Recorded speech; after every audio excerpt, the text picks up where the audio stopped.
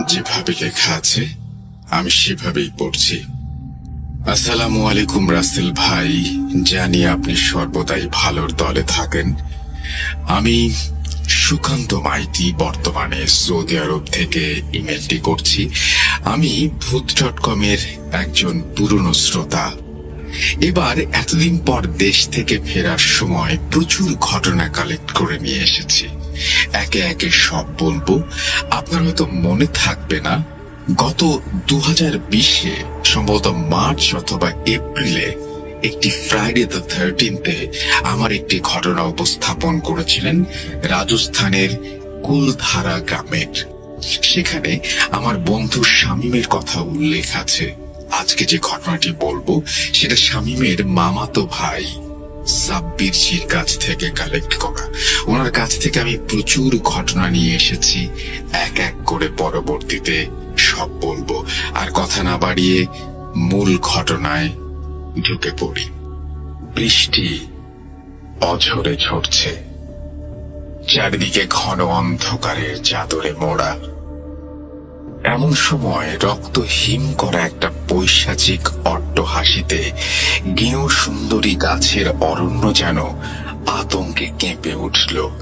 সে সঙ্গে ঘাড়ের কাছে একটা সজোরে ধাক্কা পেয়ে সাব্বিরজি হুড়মুড়িয়ে একটি দেওয়ালের ওপর উঠে পড়লেন। এতে ভয়ে যতটা না আতঙ্কিত হলেন, অবাক হলেন তার চাইতে অনেক বেশি। এই ঘন জঙ্গলে দেওয়াল এলো কোত্থেকে? আর তিনি এই জঙ্গলেই বা কি করছেন? ভয়ে কাঁপতে কাঁপতে খানিকক্ষণ ঠাহর করে বুঝলেন যে আসলে সেটি একটি কুয়া। অথচ কুয়াই বা এই জঙ্গলে আসবে কোত্থেকে? কিন্তু ভাবার অবকাশ রইল না। দেখেন, ডান দিকের নিকষ অন্ধকারের ভেতর থেকে দুটি জ্বলন্ত চোখ হঠাৎই তার দিকে এগিয়ে আসছে। একটি পৈশাচিক হাসি, অন্যদিকে দক্ষিণ রায়ের গর্জন। কুল কিনারা না পেয়ে প্রায় সংজ্ঞা হারাতে বসেছিলেন। এমন সময় কুয়োর অপর প্রান্ত থেকে ভয় ও আতঙ্ক মিশ্রিত করুণ আর্তনাদ ভেসে আসে। ঠাহর করে বুঝতে পারেন রাজীব। কিন্তু এত রাতে ও এখানে কি করছে? অথচ ভাবার কোনো আর অবকাশ রাখেনি নরপিশাচটি। হঠাৎ রাজীবের ঘাড়ে একটা কামড় বসায়, ফিঙ্কি দিয়ে গরম রক্ত খানিকটা তার মুখের ওপর এসে পড়ে।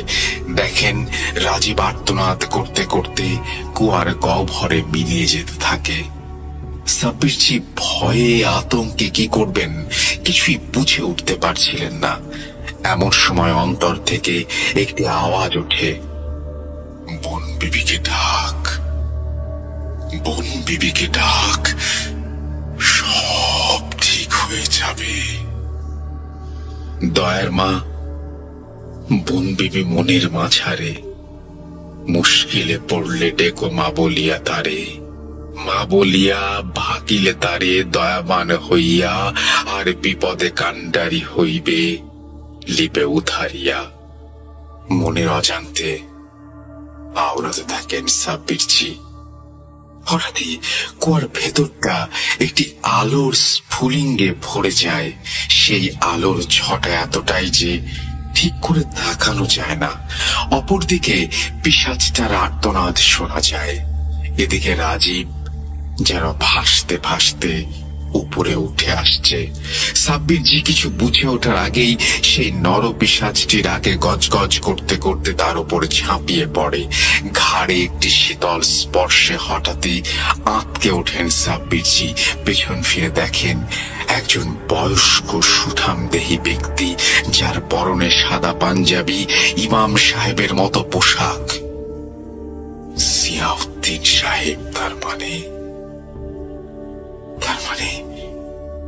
তুমি যা দেখছো বা যা অনুভব করছো তা সবই তুমি স্বপ্নের মধ্যে দেখছো সাব্বির। তবে তা অদূর ভবিষ্যতে বাস্তবে রূপ নিবে। এখন থেকে তার জন্য তৈরি হয়ে নাও।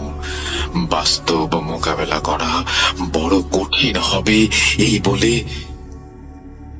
এই বলে জিয়াউদ্দিন সাহেব থামলেন। সাব্বিরজি সম্পর্কে কিছু তথ্য দেয়া প্রাসঙ্গিক। ছোটবেলা থেকেই সাব্বিরজি খুব ধর্মপ্রাণ। দাদুর হাত ধরেই 5 ওয়াক্ত নামাজ পড়া থেকে শুরু করে সমস্ত ধর্মীয় আচার আচরণ পালন করতেন। শোনা যায় ওনাদের পরিবারের সদস্যরা নবাবের আমল থেকে প্রায় 400 বছর ধরে বংশ পরম্পরায় একটি বিশিষ্ট মসজিদের ইমাম হয়ে আসছেন। ছোট থেকে সাব্বিরজি কিছু অভাবনীয় ক্ষমতার অধিকারী। কারোর মধ্যে বা কোনো জায়গায় কোনো রকমের প্যারানর্মাল সমস্যা দেখা দিলে এক পলক দেখেই তিনি তা বুঝে যেতেন, এবং কোনো ভয়ের আশঙ্কা থাকলে অবচেতন মনে স্বপ্নে তা আগেই টের পেতেন এবং সেই অনুযায়ী আগে থেকে সতর্ক থাকার চেষ্টা করতেন, যার বিজ্ঞানের ভাষায় কোনো ব্যাখ্যা আছে কিনা আমার জানা নেই। বংশ পরম্পরায় সাব্বিরজির পরিবারের যিনি ইমাম হন তার সঙ্গে এক অদৃশ্য জিন থাকে। অথচ আশ্চর্যের বিষয় হলো বিগত প্রায় 400 বছরের ইতিহাসে কেউ তাকে দেখেনি বা তার সাথে কথাও বলেনি। ব্যতিক্রমটা ঘটেছিল সাব্বিরজির সাথে। যখন তার বয়স 18, তখন একদিন দাদুর সাথে বসে তাদেরই সেই জিনকে স্মরণ করার পদ্ধতি অনুশীলন করার সময় বিগত প্রায় 400 বছরে সেই প্রথম জিন দেখা দেয়, এবং তা শুধু সাব্বিরজিকেই। একজন বয়স্ক কিন্তু সুঠামদেহী ব্যক্তি, যার পরনে সাদা পাঞ্জাবি, ইমাম সাহেবের মতো পোশাক। সাব্বিরজি প্রথমে কিছুটা হকচকিয়ে গিয়ে তার সেলাম জানিয়ে পরিচয় জানতে চাইলে অপর দিক থেকে একটা মধুর অথচ দৃঢ় কণ্ঠস্বর ভেসে ওঠে। ওয়ালাইকুম আসসালাম ওয়া রাহমাতুল্লাহি ওয়া বারাকাতুহু। আমি জিয়াউদ্দিন মোহাম্মদ আলী। তোমার পূর্বপুরুষরা আমাকে তুষ্ট করে আমার সাথ পেয়েছিল ঠিকই, কিন্তু তাদের মধ্যে সাচ্চা ইমান পুরো দস্তুর ছিল না, তাই দেখা দেয়নি। কিন্তু তুমি নেক দিল আছো, তোমার মধ্যে এক নূরের ঝলক আছে। সাব্বিরজি মন্ত্রমুগ্ধের মতো শুনেছিলেন। মুহূর্তে সম্বিত ফিরতে কিছু জিজ্ঞেস করতে যাবেন, তার আগেই জিন মানে জিয়াউদ্দিন সাহেব বলে উঠলেন, তুমি অনেক বড় ইমাম হবে, অনেক মানুষের উপকার করবে। তোমার মধ্যে যে ক্ষমতা আছে তা ধীরে ধীরে আরো বাড়বে। সারা জীবন আল্লাহর দেখানো পথে থাকবে। এই নাও তাসবিহ, এটা তোমার হাতে থাকবে। দুনিয়ায় কোনো নাপাক শয়তান তোমার কিছুই করতে পারবে না, ধারে কাছেও আসবে না। এটা সব সময় তোমার কাছে রেখো, আর কখনো কোথাও সমস্যায় পড়লে আমাকে স্মরণ করো, আমি আসব। এখন আসি। এই বলে আবারও সেলাম জানিয়ে অদৃশ্য হন জিয়াউদ্দিন সাহেব। সেই থেকে সাব্বিরজির পড়াশোনার সাথে সাথে প্যারানর্মাল বিষয়ক মানুষের সেবা করতে থাকেন। আর সেদিনের পর থেকে জিয়াউদ্দিন সাহেবও তাকে প্রায়শই সাহায্য করতেন এবং তার সমস্ত কাজেই থাকতেন। পেশায় যদিও তিনি একজন ডাক্তার, কর্মসূত্রে গত 5 বছর ধরে উটিতেই থাকেন। প্যারানর্মাল বিষয়ক মানুষকে সাহায্য করতে তাকে প্রায়শই দেশের নানান জায়গায় যেতে হয়।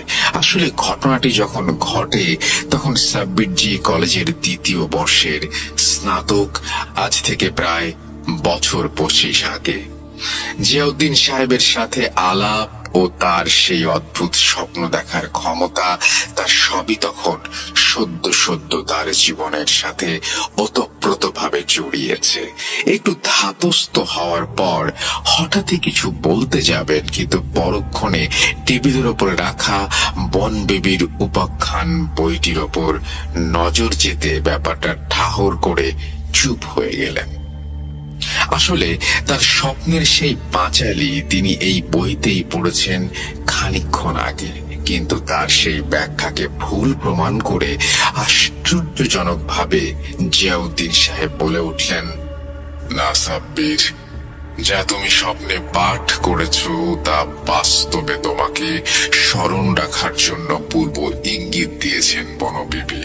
তিনি অত্যন্ত পাক একজন বিরানি নক্ষত্র। হিন্দু মুসলিম নির্বিশেষে সবাই তার ভক্ত। বনের মধ্যে কেউ বিপদে পড়লে এই পাঁচালি পড়ে তাকে স্মরণ করলে বিপদ থেকে উদ্ধার পায়। সবকিছু শোনার পর এটা বুঝতে বাকি রইল না যে সামনে কোনো বিভৎস পরিস্থিতি তার জন্য অপেক্ষা করছে। তখন সেই সমস্ত পরিস্থিতি সামাল দেয়া অভ্যস্ত হয়ে ওঠেননি তিনি। তারপর যে ভয়ঙ্করকে তিনি চেনেন না, জানেন না, তাকে নিয়ে সত্যি কি আশঙ্কা করা উচিত? আজ রাজীবকেই বা কেন তিনি দেখলেন তা কিছুতেই বুঝতে পারছিলেন না। তবে কি তার কিছু হয়েছে? তার বাড়ি তো দক্ষিণ 24 পরগনার দুয়াপুরে, মানে সুন্দরবনের বক্ষে। হ্যাঁ, যা ভাবছো তা ঠিকই। রাজীবের ভীষণ বিপদ, জিয়াউদ্দিন সাহেব গম্ভীর ভাবে বললেন। সাব্বিরজি বলে ওঠেন, সে কি? কিছু একটা সমস্যা চলছিল বুঝতে পারছিলাম, কিন্তু ও তো কাউকে কিছু না বলে 6 মাস আগে গ্রামের বাড়ি চলে যায়। তারপর থেকে কোনো যোগাযোগ রাখেনি। জিয়াউদ্দিন সাহেব বললেন, খুব শিগগির তার রাজীবের বাড়িতে যাওয়া দরকার। সময় মতো উনি সাব্বিরজির সাহায্যের জন্য উপস্থিত থাকবেন। এই বলে তিনি অদৃশ্য হয়ে যান। পরের দিন কলেজ থেকে ঠিকানা জোগাড় করে প্রথমে ট্রেনে করে, তারপর টোটো রিক্সা ও 2টো লঞ্চ বদলে শেষে দুয়াপুর ফেরিঘাটে সাব্বিরজি নামলেন। ততক্ষণে সন্ধ্যা ডুবু। দক্ষিণ পশ্চিম দিকে নদীর ওপারে ঘন সুন্দরী গেঁয়ো জঙ্গলের বুক চিরে সূর্য তখন বিশ্রাম নিতে অস্তজলের অভিমুখে। তখনও আলোর ক্ষীণ রেখা স্পষ্ট, অথচ সেই সন্ধ্যার প্রাককালেও সমগ্র ফেরিঘাটটা আশ্চর্যজনক ভাবে জনমানব শূন্য। দোকানপাটও সব বন্ধ। ভেবেছিলেন ফেরিঘাটে নেমে কাউকে ঠিকানা দেখিয়ে জেনে নেবেন গ্রামটি ঠিক কোন দিকে উদয় শঙ্কর রায়ের বাড়ি। আসলে উদয় শঙ্কর মানে রাজীবের বাবা, এই গ্রামের মোড়ল ও প্রতিপত্তিশীল ব্যক্তি। সম্ভবত ওর পূর্বপুরুষের এককালে জমিদার ছিল, কিন্তু সে আর হবার জো নেই। এদিকে হঠাৎই লক্ষ্য করেন একটি অতি প্রাকৃতিক পরিস্থিতির সৃষ্টি হয়েছে। সেই পরিস্থিতি যেন তার মনে এক অশুভ সুরের ডঙ্কা বাজিয়ে চলেছে। আশ্চর্যজনক ভাবে দেখেন চারিদিকের পরিবেশটা যেন ঘন কুয়াশায় আচ্ছন্ন। তবে আশ্চর্যের বিষয় এটি যে কুয়াশাটি কালো ধোঁয়ার ন্যায় আবৃত। যে কজন তার সঙ্গে সেই ফেরিঘাটে নেমেছিল তাদেরকে কিছু জিজ্ঞেস করার আগেই কেমন যেন সামনের পথ ধরে অন্ধকারাচ্ছন্ন কুয়াশায় মিশে অদৃশ্য হয়ে গেল। অগত্যা পরিস্থিতি বেগতিক দেখে আল্লাহর নাম করে কাঁচা পাকা ভাঙা ইটের রাস্তা ঠাহর করতে করতে তিনিও সেই কুয়াশার বলয়ে প্রবেশ করতেই হঠাৎই চরম শীতলতা অনুভব করলেন। কিন্তু তা সত্ত্বেও কপালে বিন্দু বিন্দু ঘামের রেখা। কেউ যেন কানের কাছে ফিস ফিস করে কিছু বলে গেল, অথচ চারিদিকে কেউ নেই। গাটা ছমছম করে উঠল। একটি সূরা পড়ে নিজের শরীর বন্ধ করে আবার হাঁটতে লাগলেন। কতদূর গেছেন ঠিক বলতে পারবেন না, তবে সেই পথের দুপাশে যেন জনমানবহীন ঝোপঝাড়ে পরিপূর্ণ তা তিনি বুঝতে পেরেছিলেন। হঠাৎই পেছন থেকে একটা বাচ্চার খিলখিলিয়ে হাসির শব্দে চমকে পেছনে ফিরে তাকিয়ে দেখেন। এমন সময় মনে হলো যেন ওনার গা ঘেঁষে একটি কালো ছায়া মূর্তি মুহূর্তের মধ্যে রাস্তার এপাশ থেকে ওপাশে চলে গেল। আর তার ঠিক পরেই এক ভয়ঙ্কর বিভৎস পৈশাচিক হাসিতে আশেপাশের ঝোপঝাড়গুলো কেঁপে উঠল। শির দ্বারায় যেন বরফের স্রোতের বাঁধ ভাঙার উপক্রম। সঙ্গে সঙ্গে পকেট থেকে তসবিটা বের করে হাতের আঙুলের সঙ্গে পেঁচিয়ে নিলেন। তারপর আবারও পথ চলতে লাগলেন। খানিক বাদে সাব্বিরজি লক্ষ্য করেন দূরে একটি ছায়া মূর্তির অবয়ব। আসলে কিছুক্ষণ অন্ধকারে থাকলে তা হয়ে যায় মানুষের চোখে।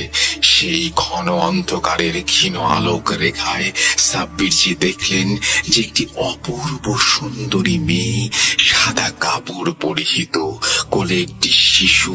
ছোট্ট শিশুও মনে হলো ঝোপের গাছে দাঁড়িয়ে ফুঁপিয়ে ফুঁপিয়ে কাঁদতে কাঁদতে হঠাৎই একটি হাড় হিম করা হাসি দিয়ে সেই বাচ্চাটির মাথায় একটা কামড় বসায়।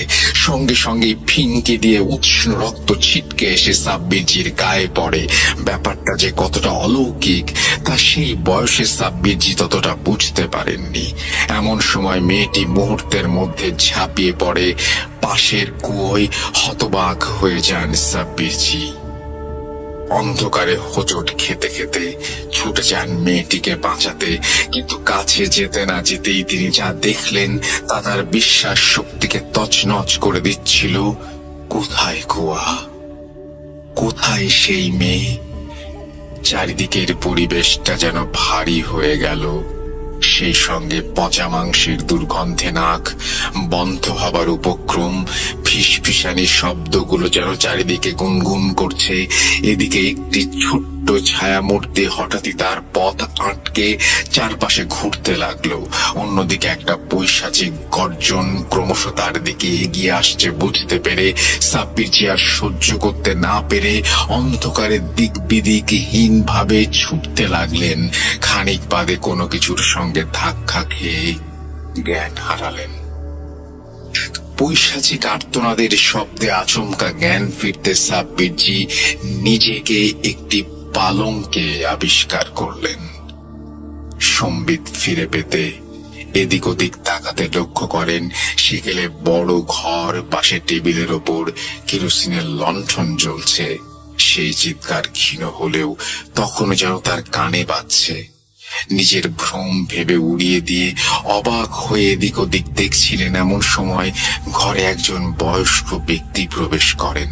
সাব্বিরজি বিগত কয়েক ঘন্টার অস্বাভাবিকতা কাটিয়ে কিছু জিজ্ঞেস করতে যাবেন, এমন সময় বয়স্ক ব্যক্তিটি নিজেই বলতে আরম্ভ করলেন, থাক বাবা, আরো একটু আরাম করো, কষ্ট করে ওঠার দরকার নেই। তোমার নাম কি বাবা? এই গায়ে তোমাকে তো আগে দেখিনি। তুমি কারোর বাড়িতে এসেছো? এই গ্রামে কারোর বাড়ি কি আত্মীয়? মাথাটা দগ দগ করছে হালকা। কিসে যে ধাক্কা খেলেন ঠিক মনে করতে পারছেন না। আর এখানেই বা এলেন কি করে? একটু এদিক ওদিক তাকে ইতস্তত করছিলেন। বয়স্ক মানুষটি হয়তো তার মনের ভাব বুঝে আরো একটি ধীর স্বরে বললেন, দেখো বাবা, ভয় পেও না, তুমি নিরাপদ স্থানেই আছো। রঘু খিড়কি দরজা আটকাতে গিয়ে দেখে আমাদের আঁকের সামনে তুমি অচেতন অবস্থায় পড়ে আছো। তখন ওই তোমাকে ধরে ঘরে নিয়ে আসে। রাত তখন 8:15 মতো বাজে। রঘু আমার বাড়ির কাজের লোক। কি হয়েছিল আর কেমন করেই বা সেই পৈশাচিক কবল থেকে রক্ষা পেয়ে নিরাপদ আশ্রয় এলেন? কিছুটা আন্দাজ করতে পেরে পাশের টেবিলে রাখা কাঁসার গ্লাসের জলটা কয়েক ঢোক খেয়ে একটু ধাতস্থ হয়ে সেদিনের সেই সন্ধ্যায় সমস্ত অপ্রাকৃতিক পৈশাচিক ঘটনার কথা বললেন এবং সেই সঙ্গে এই দোয়াপুরে কেনই বা তিনি এসেছেন তা সমস্ত খুলে বললেন। দেখেন, বয়স্ক মানুষ তার কথাগুলো শুনতে শুনতে দুঃখে আতঙ্কে ধীরে ধীরে পাশে রাখা একটা চেয়ারে বসে অঝরে বিলাপ করতে লাগলেন। সাব্বিরজি পালঙ্ক ছেড়ে উঠে গিয়ে তার কাঁধে হাত রেখে একটু সান্ত্বনা দিয়ে কি হয়েছে জানতে চাইলেন। বাবা, আমি সেই হতভাগ্য পিতা রাজীব, আমারই একমাত্র ছেলে। আমি উদয় শঙ্কর রায়। তোমার স্বপ্ন যে বাস্তবে রূপ নিয়েছে বাবা। সাব্বিরজির হাত ধরে কাঁদতে কাঁদতে উদয় শঙ্কর বাবু বললেন। সাব্বিরজি হতাশায় ও আতঙ্কে উদয় শঙ্কর বাবুকে রাজীবের কথা জিজ্ঞেস করতে যাবেন, এমন সময় সেই পৈশাচিক গোঙানি আর্তনাদ আবার ভেসে উঠল। ওই যে শুনতে পাচ্ছ বাবা, এই পৈশাচিক আর্তনাদ, ওটা আমার ছেলে, তোমার বন্ধু রাজীবের। ওকে বাধ্য হয়ে শেকল দিয়ে বেঁধে ঘরে বন্ধ করে রাখা হয়েছে। উদয় শঙ্কর বাবু হতাশায় দুঃখে চোখের জল মুছতে মুছতে বললেন। সাব্বিরজি দেরি না করে তসবিটা হাতের মধ্যে নিয়ে উদয় শঙ্কর বাবুকে সঙ্গে নিয়ে সেই ঘর ছেড়ে রাজীবের ঘরের দিকে এগোলেন। রাজীবের ঘরের সামনে এসে সেই সন্ধ্যায় পাওয়া পচা মাংসের দুর্গন্ধটা আবারও পেলেন। অশুভ ইঙ্গিতটা স্পষ্ট হচ্ছে। দরজার তালাটা খুলতে যাবেন এমন সময় তসবিটা হালকা ছুঁয়ে যায়, আর সঙ্গে সঙ্গে যেন সমগ্র শরীরে বিদ্যুৎ খেলে গেল। সাব্বিরজি ছিটকে হাত দিনে পিছনে গিয়ে পড়েন। এদিকে তৎক্ষণাৎ সমগ্র বাড়িটির পরিবেশকে কাঁপিয়ে এসে ভয়াল ভয়ঙ্কর পৈশাচিক হাসিটা গর্জে ওঠে এবং এক নারী পুরুষ মিশ্রিত কণ্ঠস্বর ভেসে আসে রাজীবের ঘর থেকে। কিরে, কলকাতার মানুষ তুই এসেছিস এদেরকে আমার হাত থেকে বাঁচাতে, কিন্তু তোকে কে বাঁচাবে? এদেরকে তো নির্বংশ করবো, সাথে তোকেও টুকরো টুকরো করে কাটবো। উদয় শঙ্কর বাবু বিস্ময়ে অসাড় হয়ে দাঁড়িয়ে আছেন। সাব্বিরজি নিজেকে সামলে উঠে দাঁড়িয়ে উচ্চ স্বরে কিছু সূরা কালাম বলতে বলতে এবার তালাটা ঝট করে খুলে ফেললেন। দরজা ধাক্কা দিতেই কর্কশ জং ধরা আওয়াজে দরজাটা খুলে গেল। সেই সঙ্গে ঘরের ভেতর থেকে ভেসে আসা ভ্যাপসা পচা দুর্গন্ধটায় মাথাটা ঝনঝন করে উঠল। উদয় শঙ্কর বাবু সম্বিত ফিরে পেয়ে নাকটা চেপে ধরে আতঙ্কে গুটিসুটি হয়ে দাঁড়িয়ে আছেন। ঘরের ভেতর প্রবেশ করতেই অন্ধকারের ওপর থেকে আশ্চর্যজনক ভাবে একটি থান ইট কয়েক ইঞ্চি ব্যবধানে সাব্বিরজির মাথার উপর এসে পড়ে, আর সঙ্গে সঙ্গে আবারও অন্ধকার থেকে রক্তহিম করা সেই পৈশাচিক হাসি খিলখিলিয়ে ওঠে। অল্পের জন্য ভয়াবহ আঘাত থেকে বেঁচে যান সাব্বিরজি। এরপর নিভু নিভু হ্যারিকেনের আলোয় যা দেখেন তা তিনি নিজের চোখকেও বিশ্বাস করতে পারছিলেন না। কোথায় রাজীব? এ তো রাজীব নয়। সামনে পালঙ্কের ওপর শেকল দিয়ে বাঁধা এক জীবন্ত কঙ্কাল বসে আছে। কঙ্কালের হাড় গোড়ের ওপর যেন শুধু চামড়া জড়ানো, অথচ কোনো এক পৈশাচিক বলে সে কি তার হুঙ্কার। কর্কশ কণ্ঠে অকথ্য ভাষায় গালাগালি। পেছন থেকে এক পরিচিত কণ্ঠস্বর ভেসে এলো, যা শুধু সাব্বিরজি শুনতে পাচ্ছিলেন। সাব্বির, তাড়াতাড়ি তসবিটা রাজীবের কপালের ঠিক মাঝখানে চেপে রেখে ওকে শান্ত করো, আর মনে রেখো নিজের স্নায়ুর উপর যেন নিয়ন্ত্রণ না হারায়। সামনের অমাবস্যা তিথি পর্যন্ত খুবই কঠিন সময়।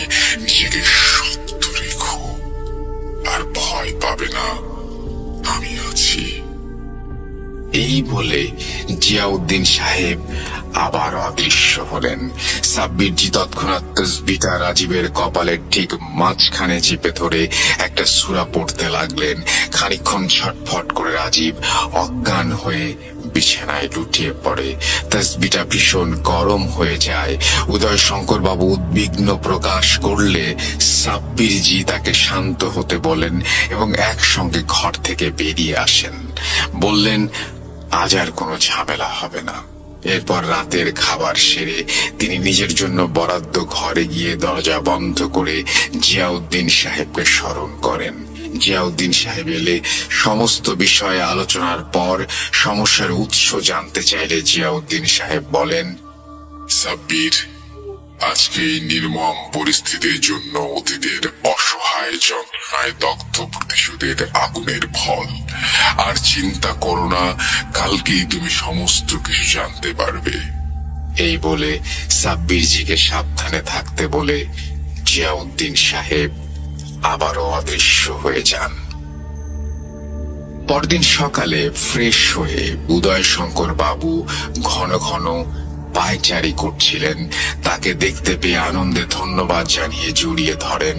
সাব্বিরজি লক্ষ্য করেন দীর্ঘদিনের হতাশায় ও উদাসীনতায় ঘন কালো মেঘ কাটিয়ে যেন রুদ্রোজ্জ্বল হাসিটা খেলে উঠেছে উদয় শঙ্কর বাবুর মুখে।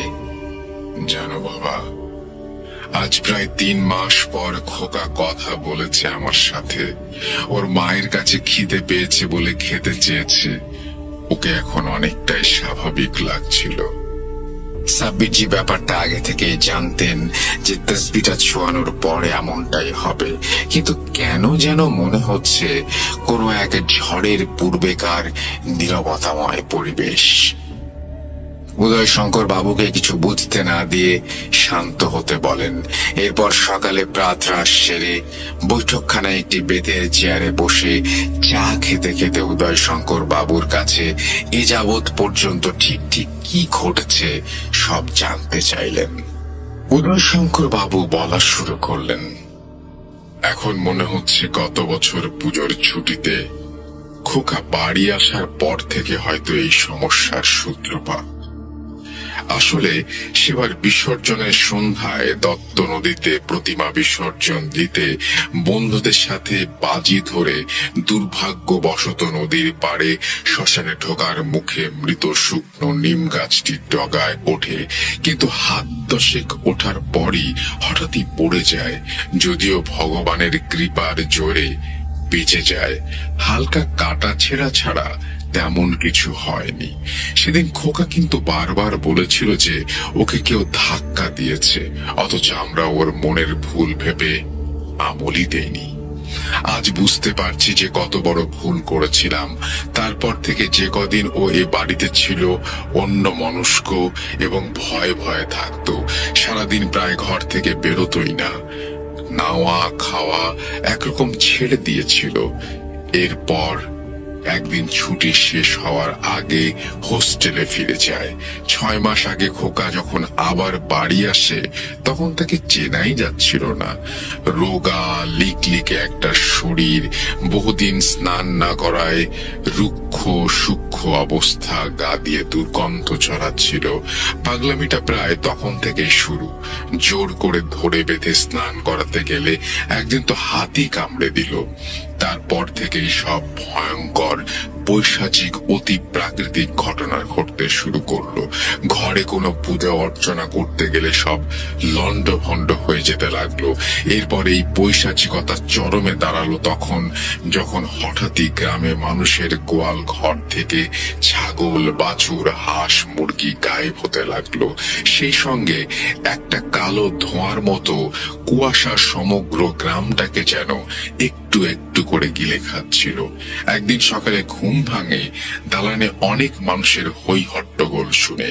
বাইরে এসে যা শুনি তা নিজের কানকে বিশ্বাস করতে পারছিলাম না। রাগে ক্ষোভে গ্রামবাসীদের সঙ্গে একরকম ঝগড়া লেগে গেল। আসলে কোন হতভাগ্য পিতা তার পুত্রের এমন নৃশংস বদনাম শুনতে চায়? ওরা বলে যে এই কদিনে এত নিরীহ প্রাণীর হত্যার পেছনে দক্ষিণ রায় মানে বাঘের হাত আছে তা আন্দাজ করে পরিকল্পনা মতো রাতে পাহারা দিচ্ছিল তারা।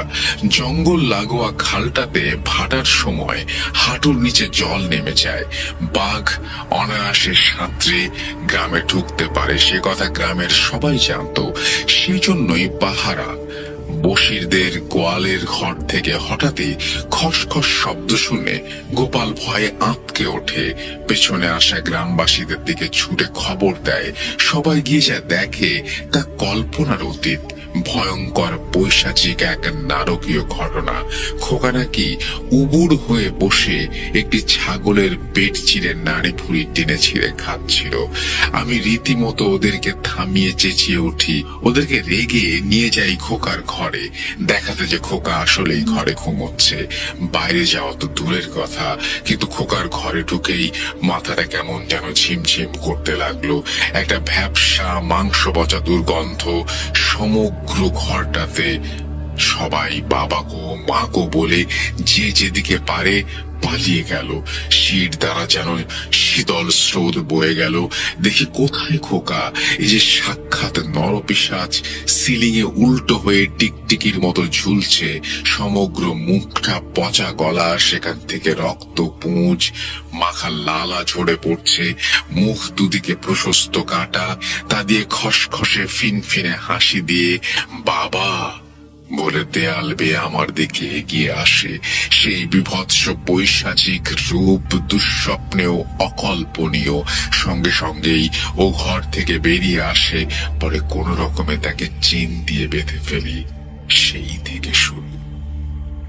বলা শেষ করে সামনে টেবিলে রাখা জলের জগ থেকে ঢক ঢক করে জল খেয়ে একটু ধাতস্থ হলেন তিনি।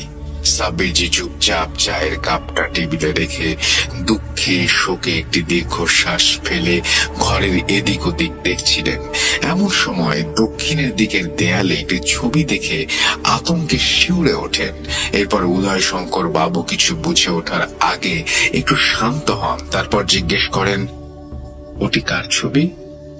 উদয় শঙ্কর বাবু একটু দীর্ঘশ্বাস ফেলে বলেন যে ওটি ওনার পিতামহের প্রথম স্ত্রী রোকেয়া বিবি। সাব্বিরজির বিস্ময়কর মনোভাবটা বুঝতে পেরে উদয় শঙ্কর বাবু বলেন যে রোকেয়া বিবি ধর্মে মুসলমান ছিলেন এবং বোন বিবির পরম ভক্ত। কিছু একটা চেপে গেলেন উদয় শঙ্কর বাবু, সেটা বেশ বুঝতে পারছিলেন সাব্বিরজি, কিন্তু তখন তার চিন্তা শক্তি কিছু একটা সূত্র মেলানোর চেষ্টায় ব্যস্ত। এমন সময় তিনি লক্ষ্য করেন রঘুর মুখে চঞ্চলতার রেখা। কিছু বলতে চায় সে সাব্বিরজিকে, কিন্তু তার মনিবের সামনে সে বলতে পারছে না।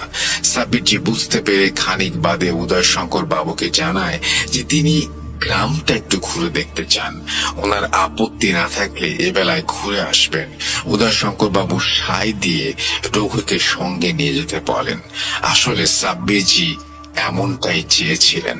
সুন্দরবনের বক্ষে অবস্থিত গ্রামখানা যেন প্রাকৃতিক সৌন্দর্যের প্রতীক, যেন কেউ মন দিয়ে সবুজের আলপনায় রাঙিয়ে দিয়েছে, অথচ কোনো এক অশুভ শক্তির কারণে ধূসর কুয়াশার চাদরে মুড়ে গ্রামখানাকে যেন নিষ্প্রাণ দেখাচ্ছে।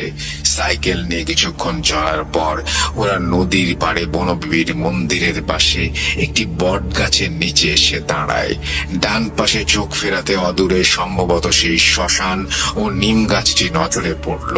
সাব্বিরজি রঘুকে কিছু জিজ্ঞেস করতে যাওয়ার আগেই রঘু একটু ইতস্তত করে একটা ঢোক গিলে বলতে শুরু করলো, আমার বাবার মুখে শোনা রোকেয়া বিবি খুব ধার্মিক ছিলেন। ছোটবেলায় তিনি নিজের আব্বু আম্মুকে একটি দুর্ঘটনা হারানোর পর এই মন্দিরের পুরোহিত তাকে নিজের মেয়ের মতো করে লালন পালন করে। আসলে পুরোহিতের নিজস্ব কোনো সন্তান ছিল না। রোকেয়া বিবি কৈশোর থেকে ধীরে ধীরে যৌবনে পা দিতে দিতে এক অপরূপ রমণীতে পরিণত হয়। এলাকার অনেক বাজে শয়তান লোকের কুনজর ছিল তার ওপর। এদিকে কর্তা বাবুর পিতামহ দর্পনারায়ণের সাথে ধীরে ধীরে প্রেমের বাঁধনে আবদ্ধ হন রোকেয়া বিবি। গ্রামের নিন্দুক শয়তান লোকেরা তা মেনে নিতে না পেরে দর্পনারায়ণের পিতা জমিদার ভানুশঙ্করকে সব জানায়, যদিও তাতে চিড়ে ভেজে না। জমিদার বাবুর প্রথমে আপত্তি থাকলেও পরে ছেলের খুশির জন্য মেনে নেন। ফাল্গুনের এক তিথিতে পুরোহিত মশাইয়ের তত্ত্বাবধানে খুব ধুমধাম করে ছেলের বিয়ে দেন জমিদার বাবু। এরপর মাস 6 খুব সুখে স্বাচ্ছন্দ্যে কাটে। এদিকে শীতের মৌসুমে প্রায় দক্ষিণ রায় অর্থাৎ বাঘ হানা দিত গ্রামে, কিন্তু সেবার যেন একটু বেশি হচ্ছিল। প্রায় প্রতি রাতে কোনো না কোনো বাড়ি থেকে গরু ছাগল উধাও হয়ে যাচ্ছিল। এদিকে স্বামী শ্বশুর মশাইকে দুশ্চিন্তায় দেখে শান্তির জন্য এক ধরনের বিশেষ ব্রত রাখেন রোকেয়া বিবি, এবং সেই মতো সে প্রতিদিন বনবিবির কাছে যেতেন। সেরকমই এক সন্ধ্যায় তিনি মন্দিরের দিকে যাচ্ছিলেন। এমন সময় স্বয়ং বিপদকে দেখে কয়েক মুহূর্তে স্তম্ভিত হয়ে যান। সম্বিত ফিরতে চিৎকার করে ওঠেন। দেখেন তার থেকে মাত্র কয়েক হাত দূরে বাঘ একটি ছাগলকে টানতে টানতে নিয়ে যাচ্ছে। ডোরাকারা আতঙ্কে হলুদ চোখের উজ্জ্বলতা যেন সাক্ষাৎ মৃত্যু। হাতে আগুনের শিখা দেখে বাঘটা সেই মুহূর্তে তার শিকার ছেড়ে অন্ধকার ঝোপের আড়ালে গা ঢাকা দেয়। দুঃখে কষ্টে কেঁদে উঠে ছুটে যান সেই মৃত ছাগলটির দিকে, রক্তমাখা দেহটিকে বুকে জড়িয়ে ধরেন। এদিকে ঠিক সেই মুহূর্তে গ্রামের কয়েকজন তাকে ওই অবস্থায় দেখে চিৎকার করে ওঠে, হায় হায়, ডাইনিতে সব শেষ করে দিল। সেই চিৎকারে গ্রামের লোকজন সহ কয়েকটা বখাটে যুবকও ছুটে আসে, যাদের আগে থেকেই কুনজর ছিল রোকেয়া বিবির ওপর। তারা সঙ্গে সঙ্গে লাঠি বল্লম দিয়ে রোকেয়া বিবিকে ঘিরে ফেলে এবং চিৎকার করে বলতে থাকে, আমরা আগেই বলেছিলাম যে এটা একটা ডাইনি। তখন কেউ বিশ্বাস করেনি, এখন নিজের চোখে দেখো।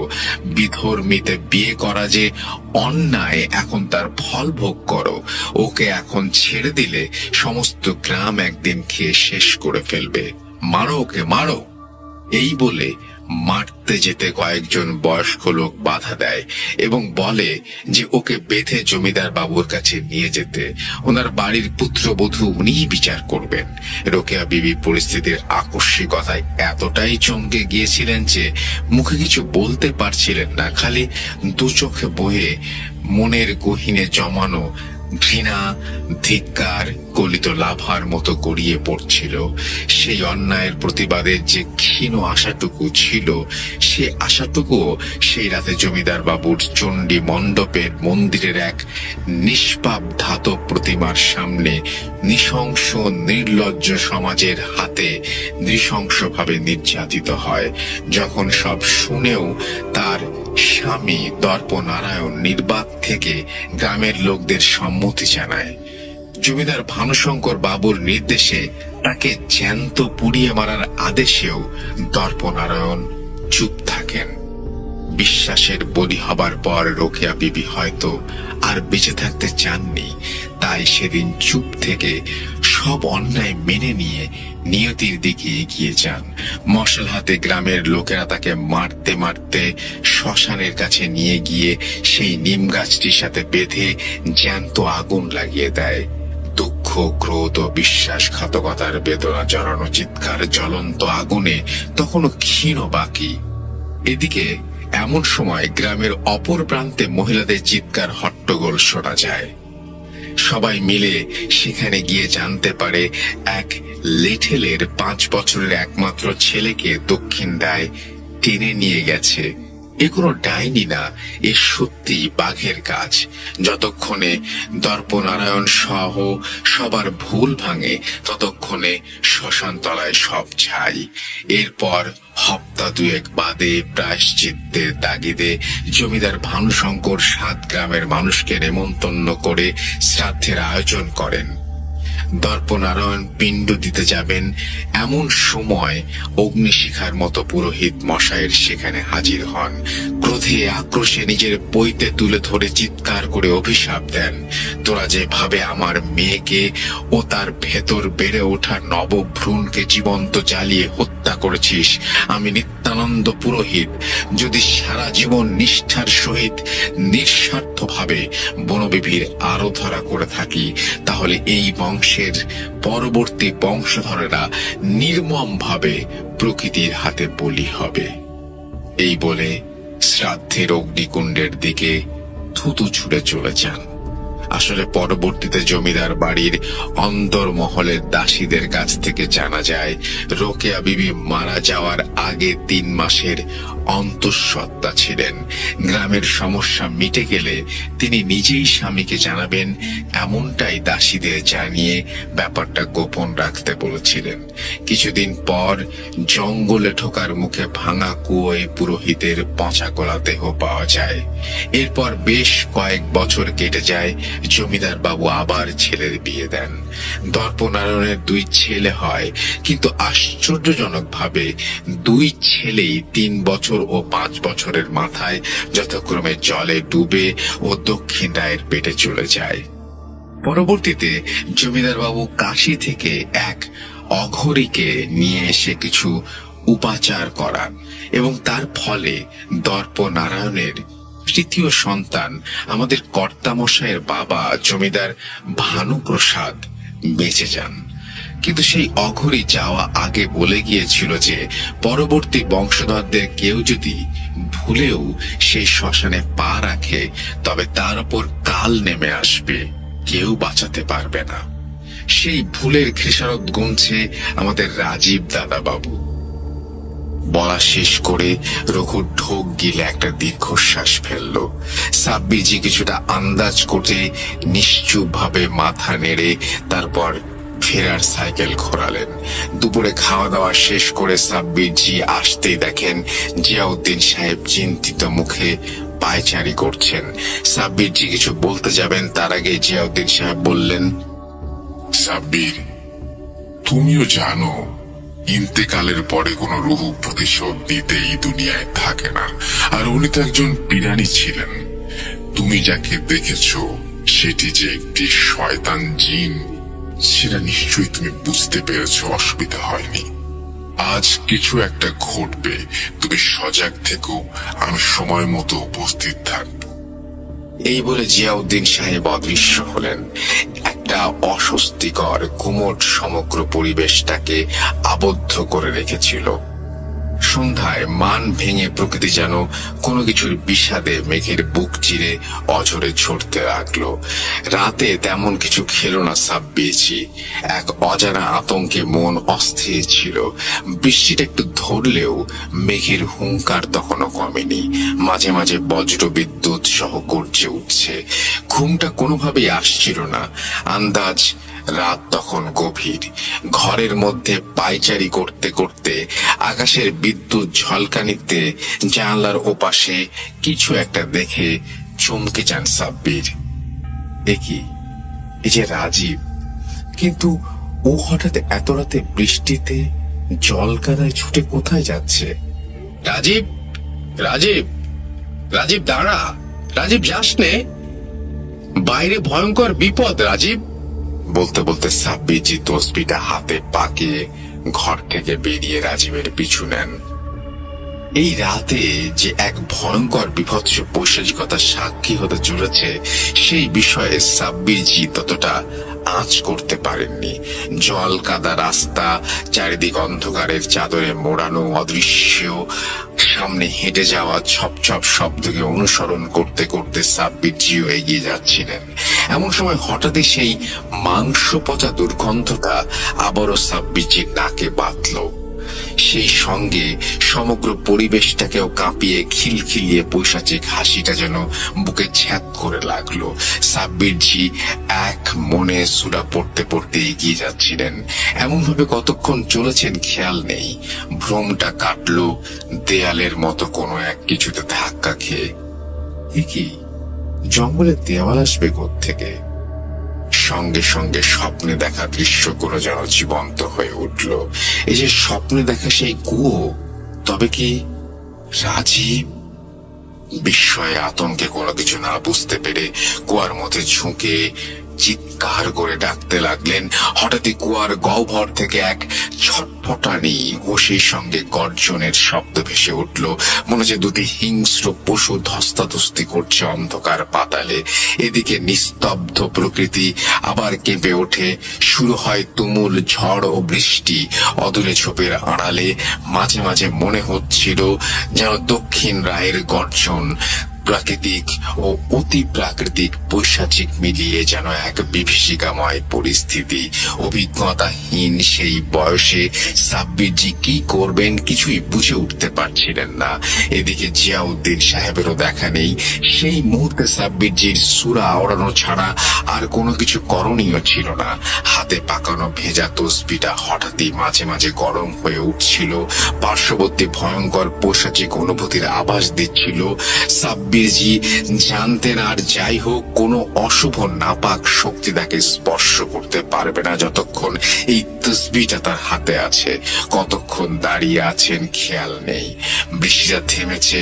চারিদিকে এমন ভয়ঙ্কর নীরবতা, শুধুমাত্র গাছের পাতায় জমে থাকা বৃষ্টির জলের টপ টপ করে পড়ার শব্দ ছাড়া কুয়ার ছটফটানির শব্দটাও আর আসছে না। সাব্বিরজি যেন একটা ঘোরের মধ্যে ছিলেন। ঘোরটা কাটিয়ে সাব্বিরজি ডাকলেন। খানিক বাদে কুয়ার ভেতর থেকে একটা ক্ষীণ স্বর ভেসে উঠল, সাব্বির, সাব্বির, আমাকে বাঁচা ভাই, ও আমাকে মেরে ফেলবে, ওই দেখ ও আসছে, আমাকে বাঁচা সাব্বির, আমাকে বাঁচা। কিন্তু কিভাবে সাব্বির কুয়া থেকে তুলবেন ভেবে উঠতে পারছিলেন না। অন্ধকারে এদিক ওদিক হাতড়াতে লাগলেন, যদি কোনো লম্বা গাছের ডাল অথবা দড়ি কিছু পাওয়া যায়। এমন সময় হঠাৎই তার হাতে দড়ির মতন কিছু একটা বাঁধলো। হ্যাঁ, ঠিক দড়ি তো। মনে হচ্ছে হয়তো এটা কোনো মধু সংগ্রহকারী বা কাঠুরে ফেলে গেছে। অন্ধকারটা তখন চোখে শুয়ে গেছে। মাঝে মাঝে বিদ্যুতের ঝলকানিতে আলো আন্দাজ করে দড়ির একটা অংশ নিজের সাথে পেঁচিয়ে বাকি অংশটা কুয়ার ভেতর ছুড়ে দেন। তারপর সাব্বির আওয়াজ দিয়ে বলেন যেন দড়িটা নিজের কোমরে বেঁধে নেয়। এরপর সাব্বিরজি ধীরে ধীরে টেনে তুললেন রাজীবকে। কয়েক মুহূর্ত যেতে না যেতেই এক পৈশাচিক চিৎকারে সমগ্র বনটা কেঁপে উঠল। সেই সঙ্গে আবারও সমগ্র পরিবেশটা পচা মাংসের দুর্গন্ধে ভরে উঠল। কুয়ার অপর দিক থেকে গাছের ডাল থেকে একজোড়া জ্বলন্ত চোখ দেখতে পেল সাব্বিরজি।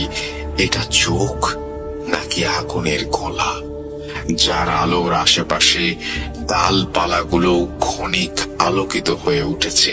তাতেই বোঝা যাচ্ছে কি বিভৎস ভয়ঙ্কর রূপ শূন্যে ভেসে আসা সেই নরপিশাচটির। ছেঁড়া ফাটা কালো শাড়ির আঁচলটি উঠছে, মাথার চুলগুলো সাপের ফণার মতো ভেসে আছে, কঙ্কাল তার মুখে করাতের ফণার মতো দাঁত, তাদের কিছু একটা কালচে কিছু একটা চুইয়ে পড়ছে। এই দৃশ্য সহ্য করা যায় না। সাব্বিরজি আঁতকে উঠে চিৎকার দিয়ে চোখ বন্ধ করে ফেললেন।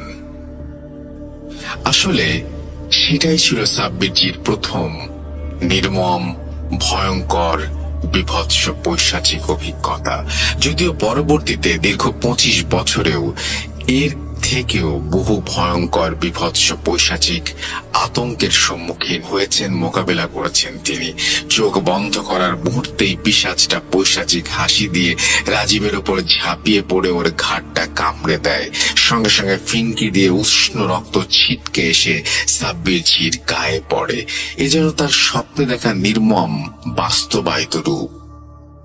রাজীব করুণ চিৎকার দিয়ে আবারও কুয়ার গহীনে মিলিয়ে যেতে থাকে। সাব্বিরজি কি করবে কিছু বুঝতে না পেরে তসবিটা সূরা পড়তে পড়তে রাজীবের দিকে ছুড়ে দেন। সঙ্গে সঙ্গে পিশাচটা ফিনফিনে গলায় খিলখিলিয়ে হেসে ওঠে। এ কি করলে তুমি? তুমি অবোধ, তুমি অবোধ। তসবিটা তোমার রক্ষা কবচ ছিল, তাই ওই শয়তান তোমার কিছু করতে পারেনি। কিন্তু এখন তা নেই। আমার পক্ষেও এই মুহূর্তে আটকানো সম্ভব না। তুমি যত শীঘ্রই সম্ভব বন বিবিকে স্মরণ করো, উনি শেষ ভরসা। আমিও চেষ্টা করি কয়েক মুহূর্ত শয়তানটাকে বেঁধে রাখার জন্য। পেছন থেকে জিয়াউদ্দিন সাহেব বলে উঠলেন। সাব্বিরজি সঙ্গে সঙ্গে স্বপ্নে বলা শ্লোকটি বন বিবিকে স্মরণ করে আওড়াতে লাগলেন। কয়েক মুহূর্ত পর চোখ ধাঁধানো স্নিগ্ধ পবিত্র উজ্জ্বলতায় কুয়ার ভেতরটা সহ আশেপাশের জায়গা আলোকিত হয়ে উঠল। সেই সঙ্গে পরিবেশ ছড়িয়ে থাকা পচা দুর্গন্ধটার পরিবর্তে একটি মিষ্টি গন্ধ সাব্বিরজিকে তন্দ্রাচ্ছন্ন করে তুলল। অপরদিকে পিশাচটি রাগে গজগজ করতে করতে তার দিকে এগিয়ে আসছিল। ঠিক সেই মুহূর্তে জিয়াউদ্দিন সাহেব তাকে এক অদৃশ্য বাঁধনে বেঁধে ফেলেন। এরপর পিশাচটির আর্তনাদে কানের পর্দা ফাটার অবস্থা। এদিকে আশ্চর্যজনক ভাবে রাজীব শূন্যে ভাসতে ভাসতে অজ্ঞান অবস্থায় ওপরে উঠে আসছিল। বুকের ওপর তসবিটা রাখা। সাব্বির, তাড়াতাড়ি তসবিটা হাতে নাও।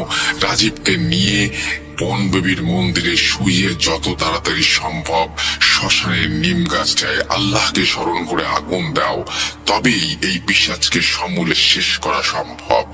আমি একে বেশিক্ষণ আটকে রাখতে পারবো না, তাড়াতাড়ি করো। জিয়াউদ্দিন সাহেব বলে উঠলেন। সাব্বিরজি আর দেরি না করে রাজীবকে রীতিমতো কাঁধে তুলে দ্রুত বন বিবির মন্দিরের দিকে রওনা হন। মন্দিরে রাজীবকে শুয়ে অন্ধকারে হাতড়ে প্রদীপ বেদির পাশ থেকে প্রদীপ জ্বালানো ঘি ও একটি দিয়াশালাই খুঁজে পান। সেগুলো নিয়েই ছুটে যান শ্মশানের সামনে মৃত কঙ্কালের ন্যায় দাঁড়িয়ে থাকা নিম গাছটির দিকে। ঘি ছড়িয়ে আগুন দিতে বৃষ্টিতে ভেজা জীর্ণ নিম গাছটি নিমেষে অদৃশ্য অপ্রাকৃতিক শুভ শক্তির কৃপায় দাউ দাউ করে চলে উঠতে থাকে। আর সেই সঙ্গে সঙ্গে বনের দিক থেকে এক করুণ আর্তনাদ ভেসে ওঠে। খানিক বাদে জঙ্গলের দিক থেকে একটি জ্বলন্ত কঙ্কাল শূন্যে ভাসতে ভাসতে এসে দাউ দাউ করে নিম গাছটায় শেষবারের মতো আর্তনাদ করে মিলিয়ে যায়। আগুন তখন নিভু নিভু রক্তিম আভা। পূবের আকাশে হালকা লাল আবিরের ছটা ধীরে ধীরে স্পষ্ট হয়ে উঠছে। উজ্জ্বল হচ্ছিল সেই রং, ধূসর কুয়াশায় ধীরে ধীরে অদৃশ্য হয়ে গেল। আতঙ্কিত ক্লান্ত রাজীবজি ধপ করে মন্দিরের বারান্দায় বসে পড়েন। বেলা বাড়তে পুরোহিত মশাই মন্দিরে এসে চমকে যান। পরে গ্রামবাসী ও কর্তা বাবুকে ডেকে আনেন। উদয় শঙ্কর বাবু ছেলে ও ছেলের বন্ধুকে অবস্থায় দেখে চিন্তিত হয়ে পড়েন। সাব্বিরজির ঘুমটা ভাঙে আশেপাশের হই হট্টগোল শুনে। এরপর সাব্বিরজি সেই বিভীষিকাময় রাত্রিতে ঘটে যাওয়া পৈশাচিক ঘটনার কথা সবাইকে জানান। এরপর আরো 2 দিন রাজীবদের বাড়ি থেকে অফুরন্ত আতিথেয়তা উপভোগ করে এক সকালে কলকাতার উদ্দেশ্যে রওনা দেন। গ্রামবাসী সহ উদয় শঙ্কর বাবু ও সাব্বিরজিকে ফেরিঘাটে বিদায় জানাতে আসেন। রাজীব দ্রুত সুস্থ হতে থাকে। লঞ্চে উঠে সাব্বিরজি দেখেন তার সামনের রেলিং এর পাশে জিয়াউদ্দিন সাহেব দাঁড়িয়ে। সেই রাতের বিভীষিকাময় পরিস্থিতি আর একবার চোখে ভেসে উঠল তার। তিনি জানতেন জিয়াউদ্দিন সাহেবকে আর কেউ দেখতে পাচ্ছেন না। চুপচাপ তার পাশে গিয়ে দাঁড়ালেন। অলৌকিকভাবে সাব্বিরজির মনে প্রশ্ন বুঝতে পেরে জিয়াউদ্দিন সাহেব বলতে লাগলেন, আমি জানি তোমার মনে কি প্রশ্ন ঘুরপাক খাচ্ছে। এই শয়তান জিন এই নিম গাছে বন্দী ছিল দীর্ঘ কয়েকশো বছর ধরে। উদয় শঙ্কর এক পূর্বপুরুষের জন্য ভানুশঙ্করেরও আগে একদিন সেই গাছ থেকে প্রথম ছোট্ট রোকেয়া বিবিকে দেখে তার ভালো লেগে যায় রোকেয়া বিবিকে, কিন্তু রোকেয়া বিবির কাছে আসতে পারছিল না। পরবর্তীতে রোকেয়া বিবি বড় হয়, বিয়ে হয় এবং তারপর সেই নৃশংস ঘটনা ঘটে। যেহেতু সেটা ছিল জঘন্য পাপ এবং তাকে যে বন্দী করেছিল তারই পরবর্তী বংশধর সেই কুকর্ম করেছিল, তাই পিশাচটি মুক্ত হয় এবং তার কামনা বাসনা চরিতার্থ করতে না পেরে রাগে ক্ষোভে ফেটে পড়ে। এদিকে রোকেয়া বিবির হত্যার প্রতিশোধ নিতে পুরোহিত মশায়ও তন্ত্র সাধনা করে সেই সন্তানকে আহ্বান করেন। পুরোহিত মশাইয়ের দেয়া অভিশাপকে তখন শয়তানটা হাতিয়ার বানিয়ে ঝাঁপিয়ে পড়ে জমিদার ভানুশঙ্করের পরিবারের ওপর। এরপর বাকিটা তুমি জানো। রোকেয়া বিবি একজন পাক বিরানী ছিলেন। তিনি কোনোভাবেই বদলা নিতে পারেন না। একজনের দেয়া অভিশাপ অন্য একজন বয়ে নিয়ে যাচ্ছিল। সাবধানে যাও সাব্বির, আর ভবিষ্যতে এইরকম কোন পরিস্থিতিতে তসবিটা হাত থেকে খুলো না যেন। এরপর জিয়াউদ্দিন সাহেব অদৃশ্য হয়ে যান। পরবর্তীতে রাজীব সুস্থ হয়ে গ্রামেই বাবার ব্যবসা সামলায়। পড়াশোনার এগোয়নি রাজীবের সাথে এত বছর পর আজও যোগাযোগ আছে সাব্বিরজির।